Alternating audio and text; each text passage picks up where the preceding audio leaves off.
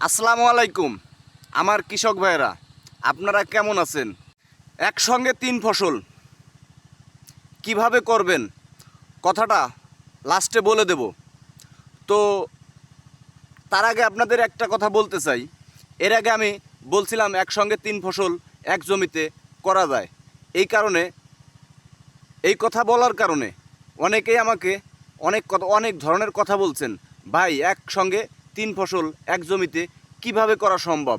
এটা এটা অসম্ভব না। এটা আপনি বলতেছেন মিথ্যা কথা। না ভাই, আমি কাউকে মিথ্যা কথা বলি না, যেটা সম্ভব সেটাই বলি। আমি অসম্ভবের কোনো কথা বলি না। প্রমাণ সহকারে আজকে আপনাদের আমি দেখাবো, দেখতে থাকেন। আর যদি আপনি আমার চ্যানেলে নতুন হয়ে থাকেন, দয়া করে আমার চ্যানেলটা সাবস্ক্রাইব করে দিয়ে যাবেন, ভবিষ্যতে আপনার কাজে লাগবে। তো চলেন মূল ভিডিওতে যাই। যারা বলছিলেন যে ভাই একসঙ্গে তিন ফসল করা সম্ভব না, এটা কিভাবে সম্ভব, তাদের জন্য আজকে এই ভিডিওটা আমার বানানো। তো শুধু তাদের জন্য না, বাংলাদেশের 64 জেলার সকল কৃষক ভাইদের জন্য এই ভিডিওটা। চাইলে আপনিও বানাইতে পারবেন এক জমিতে একসঙ্গে তিন ফসল।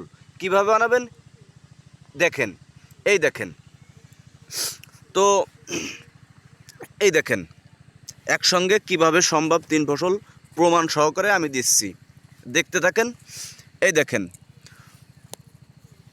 এই দেখেন এইখানে ছিল হালি, এই যে পেঁয়াজের আলি, দানা দানা ছাড়াইছিল, এই যে আলি দেখছেন। আচ্ছা, তারপরে আছে এই দেখেন, এটা হলো রসুন। এই দেখেন রসুন, এই দেখেন লাগাইছে, এই দেখেন ওই দানার ভিতরেই, পেঁয়াজের দানার ভিতরেই আপনাদের এই যে রসুন লাগাইছে, এই দেখেন, এই দেখেন। আচ্ছা, দ্বিতীয়ত আছে আর একটা, এই দেখেন এই যে মরিচ, এই দেখেন এই যে মরিচ। তো আপনারা কিভাবে বুনবেন, কিভাবে লাগাবেন, বিস্তারিত না ভিডিওটা না দেখলে তো আপনি জানতে পারবেন না, বুঝতে পারবেন না। তো ভিডিওটা দয়া করে মিনতির সাথে ধৈর্য ধরে আপনারা দেখতে থাকুন এবং কথাগুলো শুনতে থাকুন। মাথার ভিতর মজগে ঢুকাই রাখবেন, যাতে ভবিষ্যতে আপনার কাজে লাগে। ভিডিওটা দেখেন। প্রথমে আপনি ভুঁই চাষ করবেন। সার ঔষধ যে আপনি যে হারে দেন, শতাংশে 1 কেজি দেন, 2 কেজি দেন, 3 কেজি দেন, যেভাবে দেন দিয়ে আপনি ভুঁই চাষ করবেন। চাষ করার পরে আগে এই যে পেঁয়াজের যে দানাটা, এই যে পেঁয়াজের যে দানাটা আগে বুনবেন। তার সঙ্গে যে মরিচের বিচি বুনবেন। বোনার পরে এরপরে আপনি রসুন লাগাবেন।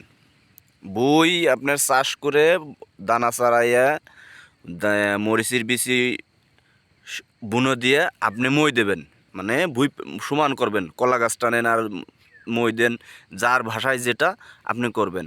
এরপরে হলো এরপরে আপনি এই যে রসুন লাগাবেন। রসুন কিভাবে লাগায় এটা তো আপনারা ভালোই জানেন, অনেকেই জানেন। এই যে লাইন বাই লাইন রসুন লাগানোর মতোই, কিন্তু আপনি এই জায়গায় আপনার হলো হাতকে 3টে নালি দেওয়া হয়েছে, 3টে নালি দেওয়া হয়েছে। অনেকেই 2টা দেয়, মুঠো মাতে 2টা, এবং আর এখানে দেওয়া আছে হলো আপনার 3টা, আজকে দেওয়া আছে 3টা।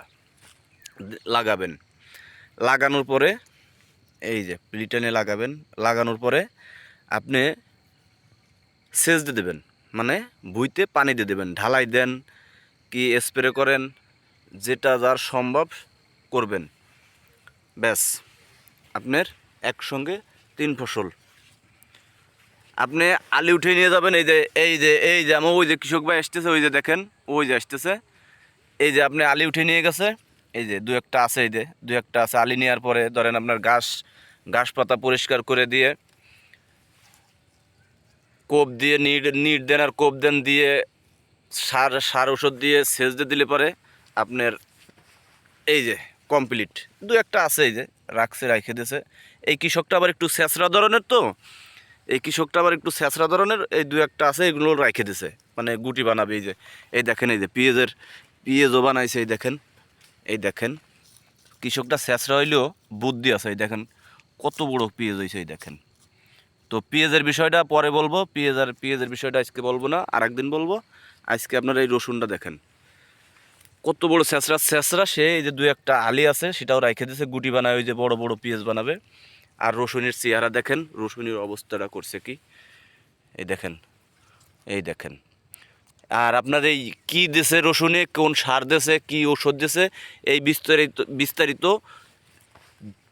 পরের ভিডিওতে আপনাদের সব জানাবো। সব জানতে পারবেন, আস্তে আস্তে সব জানতে পারবেন। দেখেন রসুনের ঢক চেহারা কত সুন্দরই দেখেন।